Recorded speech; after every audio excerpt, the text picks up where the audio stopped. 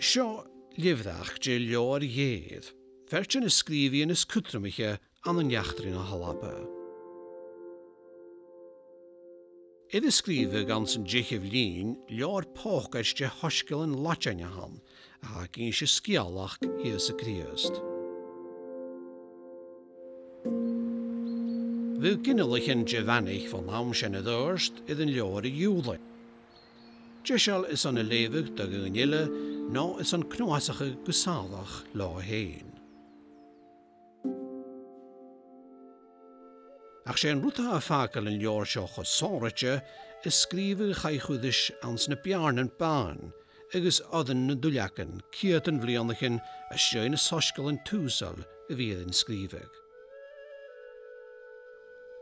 Fachlan Gaelic I chiad dhéo in jan seorse éad matain chun an láidú.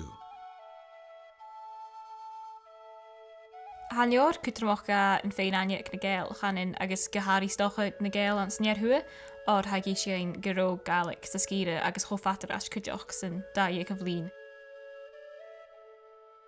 Ha sin deoch cútramacha gan na Gael agus ha sin deoch measánach demas ménachig.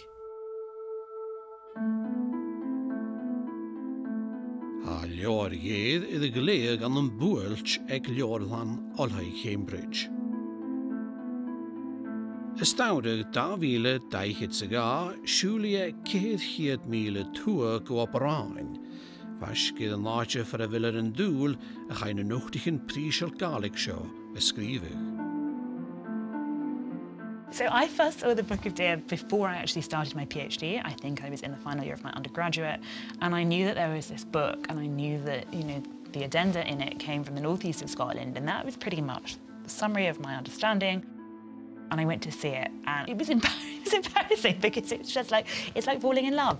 And you're sitting there and you're looking at this thing and you're like, God, this small book should not have such an aura and such a presence, and yet it does, and it is so important. I mean, going to Cambridge to see it was amazing. The lady who showed us, you know, let us get really close to it, take photos with it. I have photos of me, you know, with it. But it was fantastic to see such beautiful, beautiful little object. Chula mis main, am zeker is gas gwyl mahir bhí brí main, son blianachin sin, hanil sam a bhí tór scolar yn clein sin main. Sa Sgeulachd cyn sin a operain, fat blianachin a rasha is fa gael gachasan.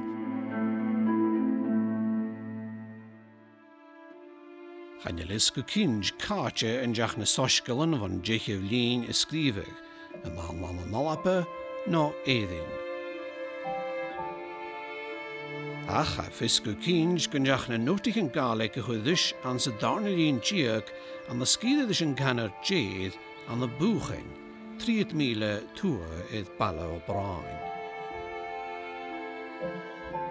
Ach a túdas díobh scial in Larach mhanachean for an rá a Gaelic iad scríobh an sa leor bec iadachgal.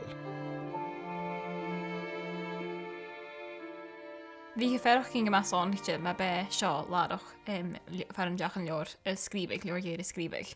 Or se áte hawn far an beutig dú tŵl agus cantan cínteach seo far an deach scríobh, seo far an rún an Mhanachean Gaelic scríobh agus trai has an Sgeulachd, as go person te gasa leis govel tŵlach bhiacam fat a bhlíonn ras a mhanacheas an scíre le Gaelic, bhí sónachte cútamach gasa gas stoch go tŵlach acam a bheit fuach an sin ag nám ha iosam, a chas an deoch ferach cyn gymasánachte cúteach.